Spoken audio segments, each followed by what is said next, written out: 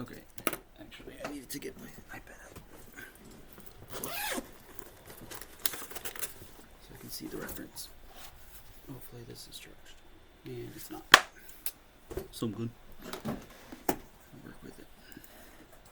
Okay. Thumbnails. Let me grab my reference.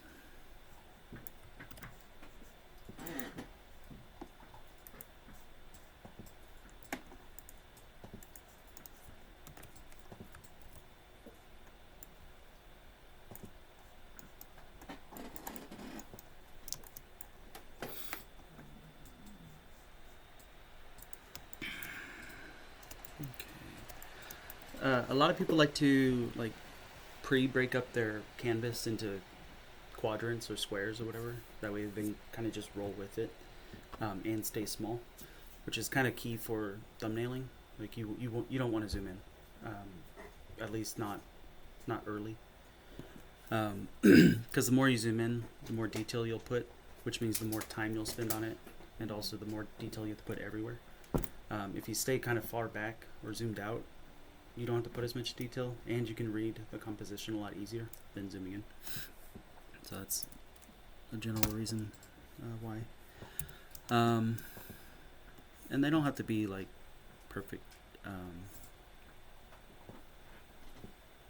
perfect grid square things. You can even throw in a couple vertical ones if you wanted to try that. I would avoid square shapes or 4x3 because it's kind of just I'm going to say lame. That's not the right word.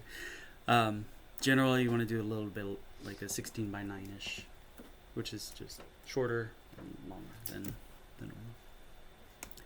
normal. Excuse me. But know your destination. Like if it's going on Instagram, maybe you do. Like if you're explicitly going for Instagram or explicitly going for a book cover, you're gonna have a size that's told to you, so, or poster size for that matter. Oops, come back. Do that. Do this. Hopefully I can fill this many. We'll see. Okay. I'm just gonna pretend my stuff works. There we go. I'm gonna get rid of the white page.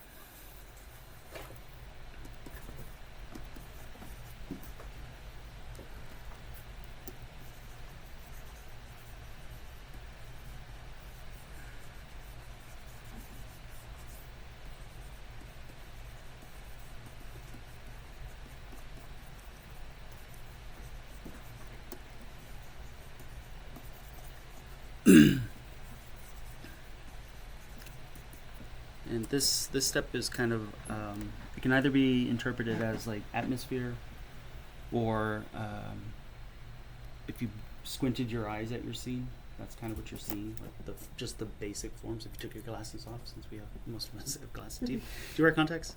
I wear contacts. Okay. Yeah. We all wear, are blind. We're all blind. Yeah. So it's like that. When you take your glasses off, what do you see? That's a kind of an easy way to, in my mind, to start building up a composition, because at that base level where your eyes are off,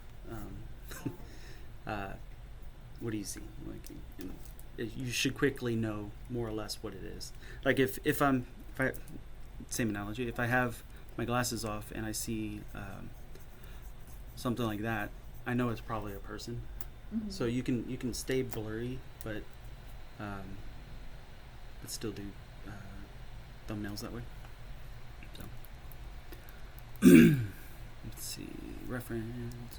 So I'm going for moody, dangerous, but unexpected, and that's why there's colorful at the end. To your point, the poisonous frog idea. So excuse me. So, but it is a forest, or forest-like. So let's play around with that. And I'm going to invert this. And I'm just going to have fun.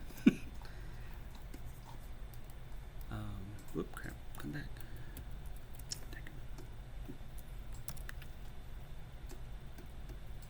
Yeah, I mean, it shouldn't be stressful to do this. Just have fun, right? It's art. Although I lost my squares, so I'm stressing already. So I'm just gonna play. Brush doesn't matter. Just use whatever works.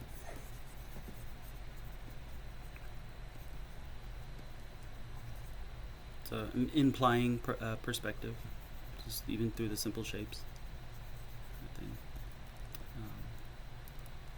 Kind of like an upshot. Because maybe the forest is looming over you, which kind of feeds into the idea of danger. Like you're smaller than.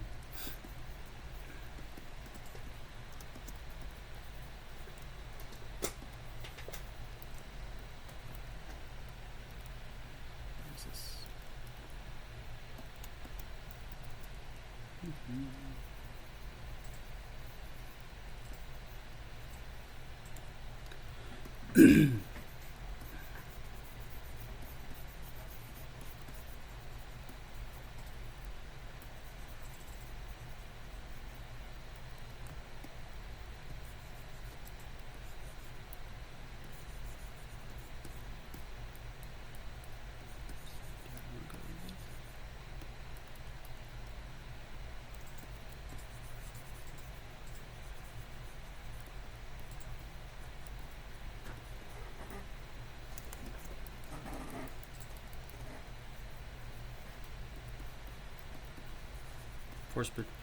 Force perspective is more difficult, so chose the worst one to do for the first one.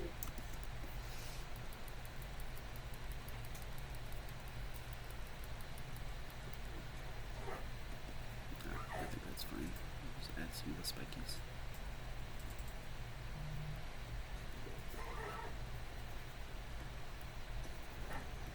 And then I'll say set yourself a time limit and kind of stick to it.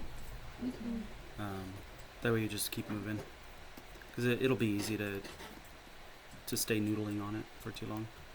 I'm gonna give myself probably like 5 minutes or so each one. 5 minutes for each one? For me, like y'all can do 10 Oh, minutes, okay. just a little bit more time, but mainly because I don't have a lot of time today, like in class. So.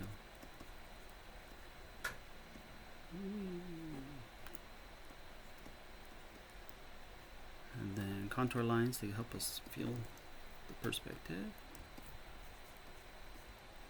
What's interesting is this could be either you're looking up or you're on it looking out.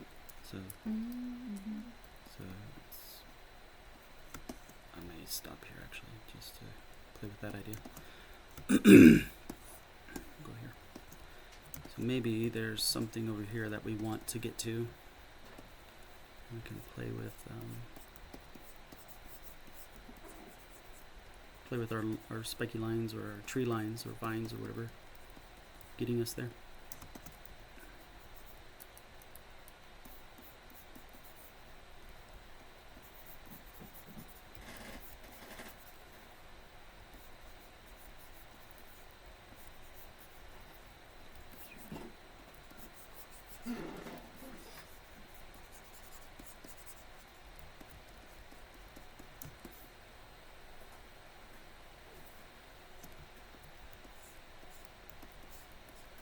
Nice. I'm on the wrong layer. I hate when that happens. Yeah. That's okay. Just work with it, right?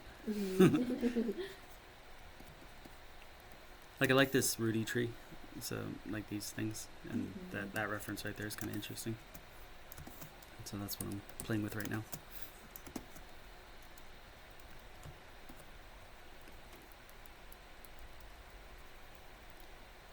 The whole forest is kind of gives you that trypophobia. Oh yeah. That'd be kind of interesting.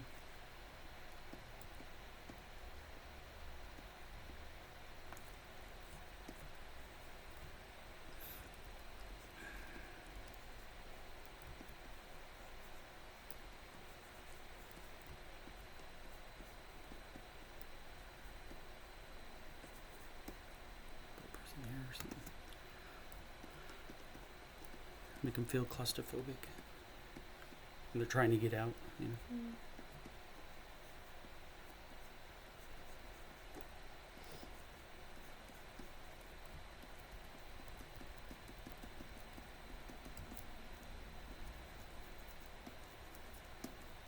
Son of a gun.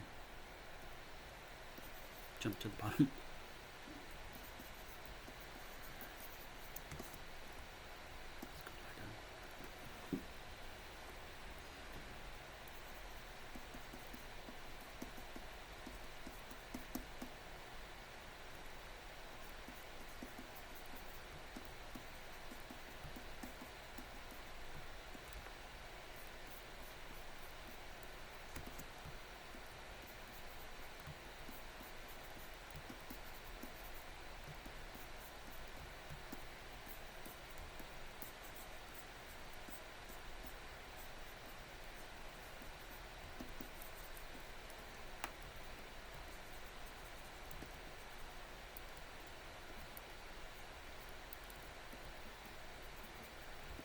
Come on.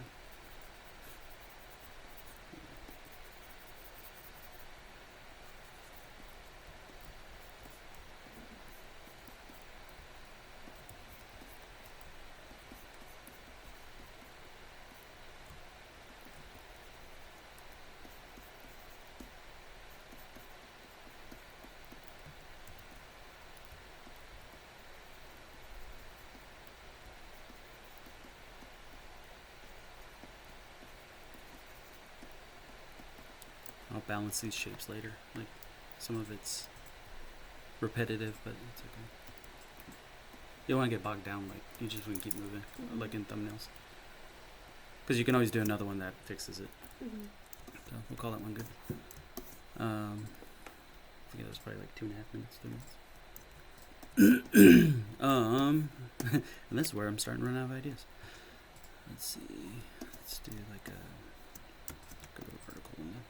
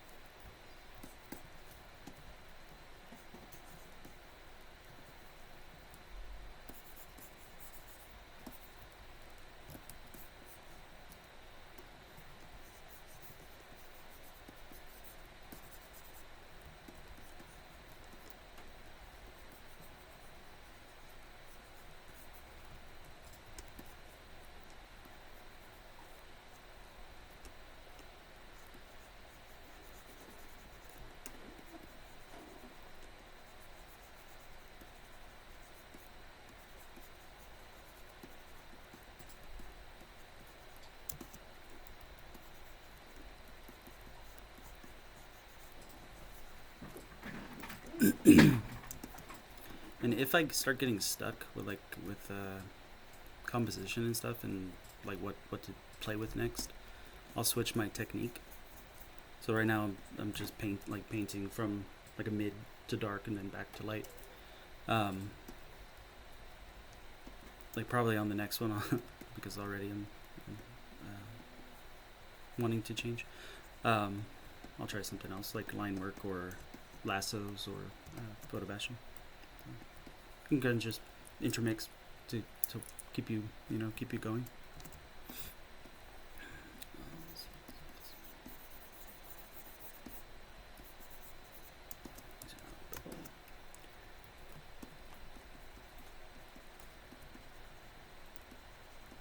And I'm playing with height changes because in the real world not everything's flat, unless it's super manicured or something like a desert or something. But even still, I think there's ups and downs. A lot of video games like to do just like this because it's easy for the characters to walk on. And as artists, we always try to push the designers not to do that because it doesn't look good, or it's harder to make it look good, I guess. Mhm. Yeah. Alright, that one's probably good. Put a little person. So you can that's a person, right? You don't have to give them a hat or anything. Okay, so this one I'll try lasso. lasso gradients and just whatever. I see something hanging here, so that's kind of what I'm going to play with. That's why I just do a random whatever over the thing just to help you kind of work through it. Because that will feed into what your references is, and then you can pull it. You can have that back and forth. It's a good way to start, like when you're fully just exploring. Sorry.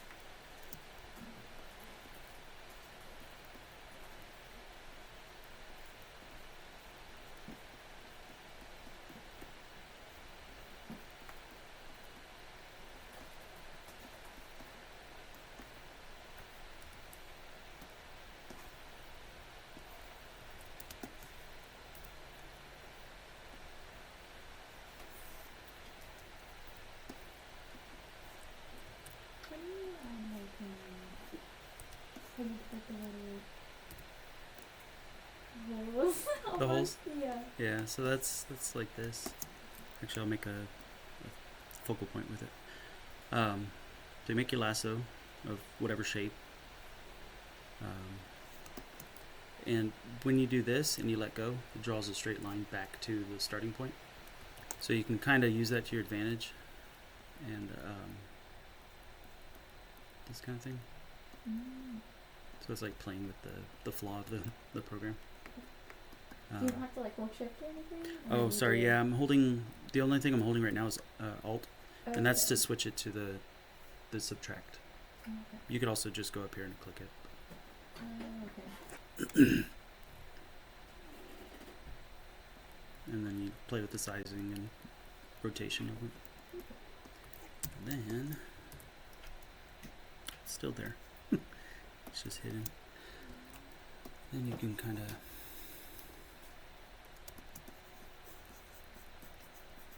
So anywhere that it wasn't selected, it'll leave a lighter area. So, I don't know why this comes up green. Like it should literally match, and it doesn't. Mine does that sometimes too. Yeah. It's super weird. I don't know if it's just tricks playing or something, but it's very irritating. You know. All right, I want to darken this.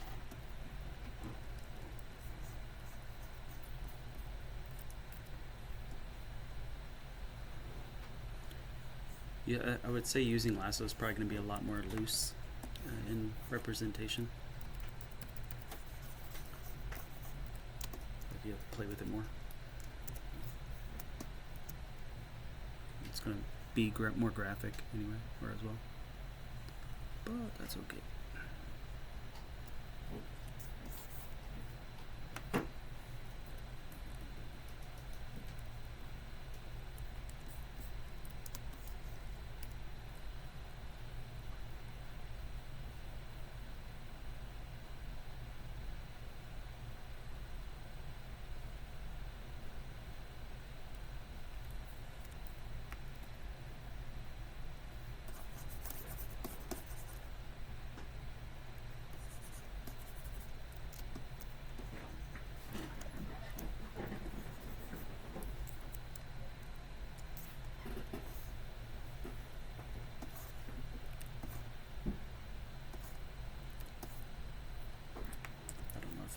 this one.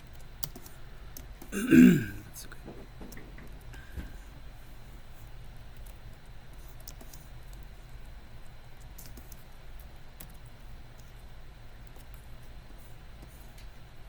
All right, on to the next.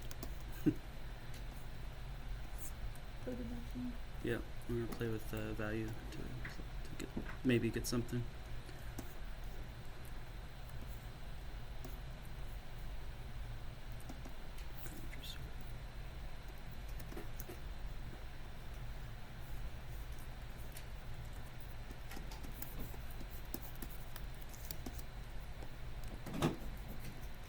Give me the color I want. Damn it. I want this.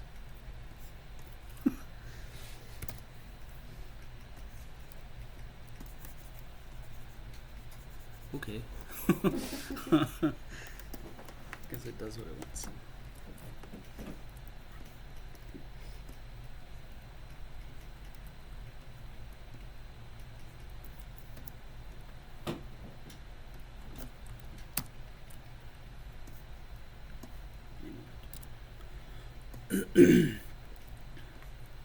Nothing might come of this. The photo bashing tends to be, at least in my experience, tends to be more trial and error. At least for thumbnailing. So, you'll try something and it won't work, or it will. So, and that's okay.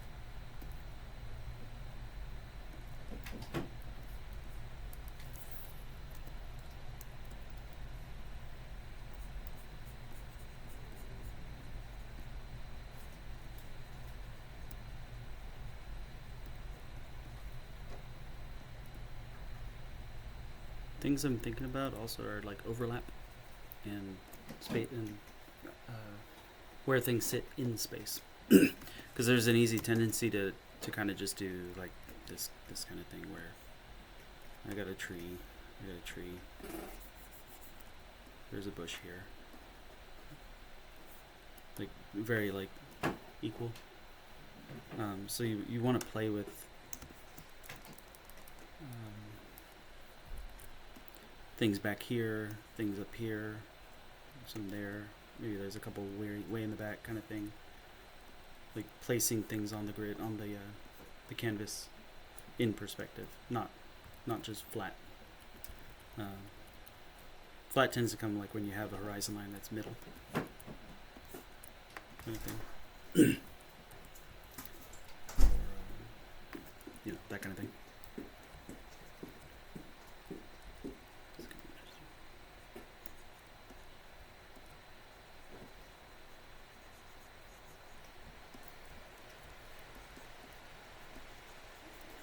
Play with looking up, looking down, things are fallen, all those kind of things.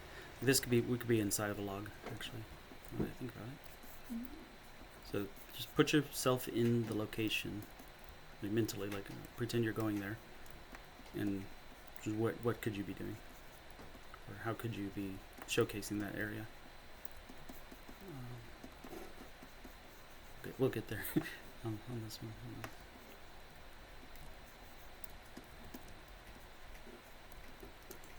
It's softer.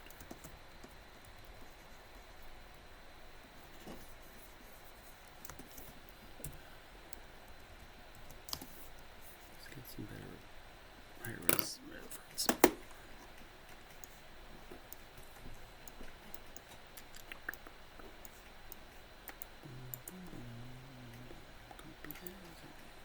This one's next.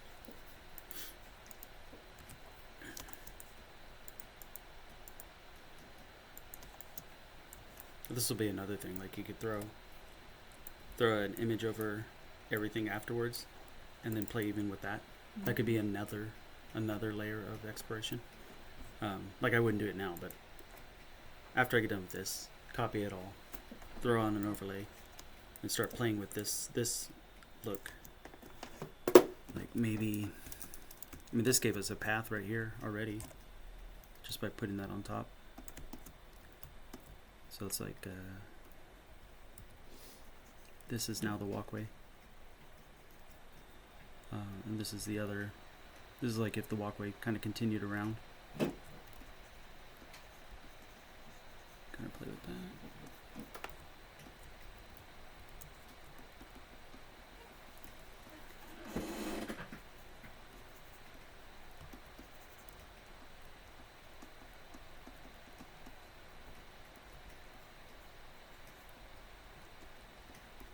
Put plant-like shapes and it'll feel like a forest.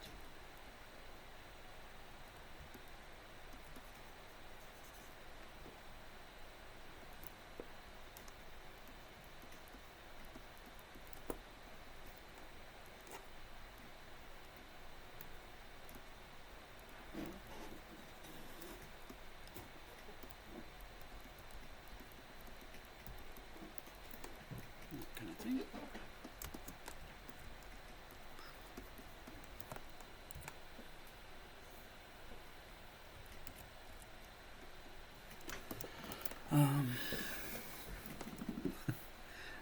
Went left field from where it was, but that's okay.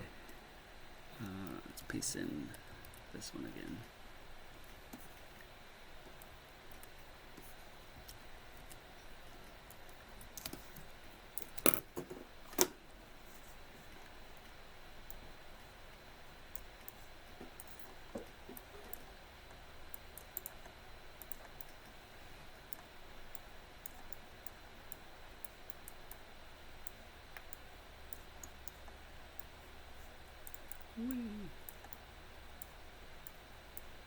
Same kind of thing. Find a cool texture, and this works mostly for like organic stuff.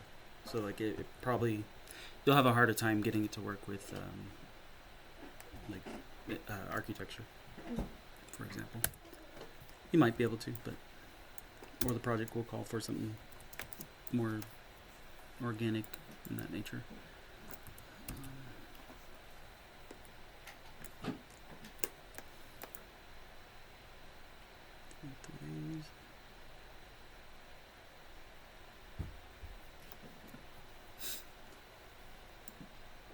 I'm sure. Has AJ done this? He probably has done these methods of photo bashing, I assume, or no? Yeah, we've like explored like photo bashing and thing before. Okay. How'd y'all feel about it? It's It is a little tricky. yeah. I like doing it like that, like overlaying it and then kind of Painting back using in. it as like a guide. Yeah. Yeah. It's totally valid method. Yeah. Because it gives you information there that you wouldn't have you probably would not have painted. So it kind of just takes you off into a new avenue. Plus, it gives a sense of tangibility, I guess, especially when you use a photo that is like what you're going for. You just got to be very careful not to get too just noise everywhere. Like you have to go back in and give it structure. That's why on this one, you go back in and paint the path, kind of thing. Let's see what it is.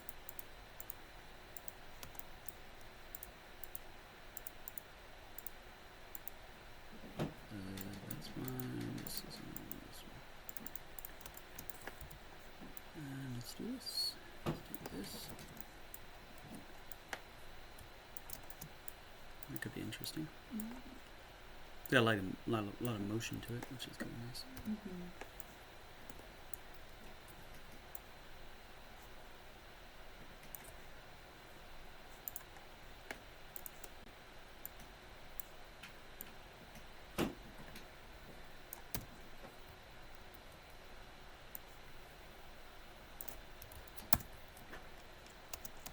We need a ground.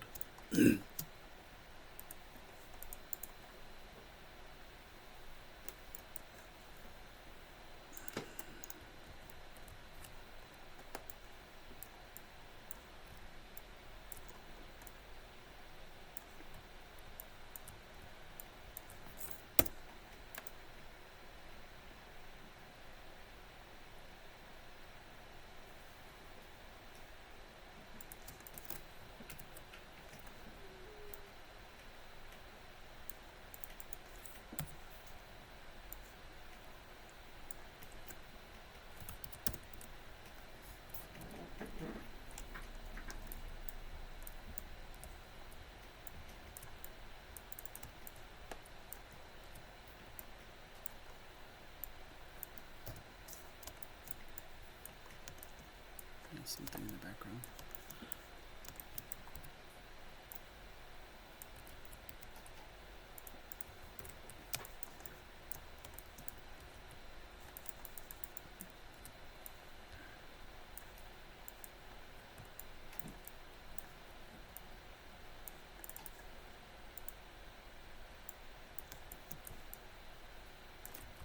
You will work. Maybe not. What I'm looking for, right, is just something to break up that solid shape back there. So sky of some sort. Which this is giving me currently.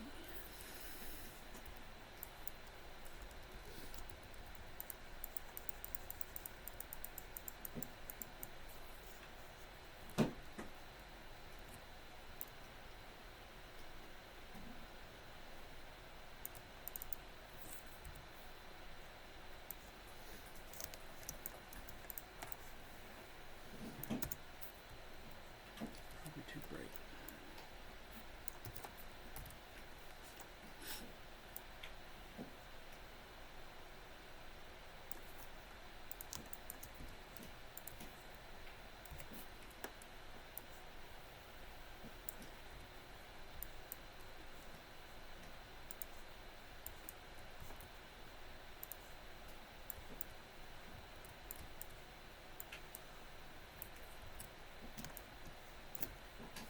Or something.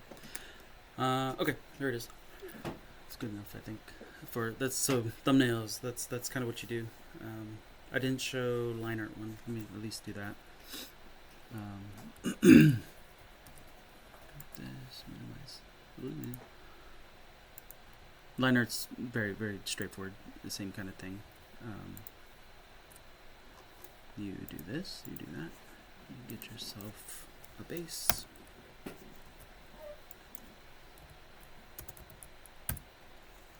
You can add the ghosty clouds if you want, or not. Doesn't matter. This way. So trees and forest stuff. That's too dark. If it will just use that. You always want a horizon line. Either mentally set it or draw it in, or use the rulers to place it. Let's see.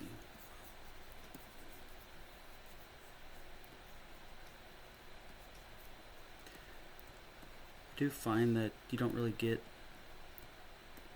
You kind of stick to more what you know when you do this, when you start like line drawing.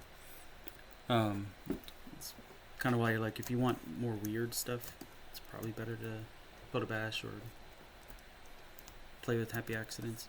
Now you could do this kind of thing where you still have it in the background, like you do a photobashy thing, lighten it up, and then you kind of pick and choose what you want from it. That kind of thing.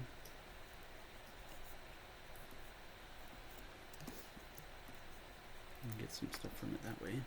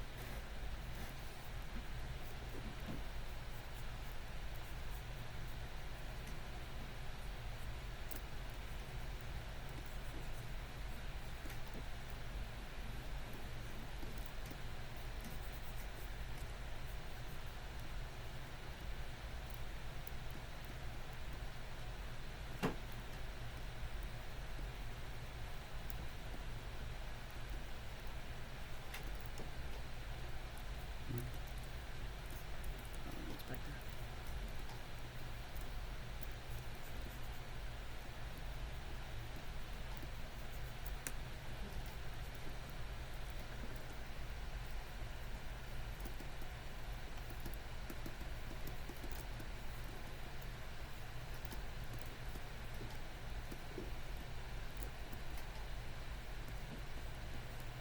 Or the like. I don't tend to do that one so much. It's not as fun to me. But yeah, okay. So that's that. Stop this.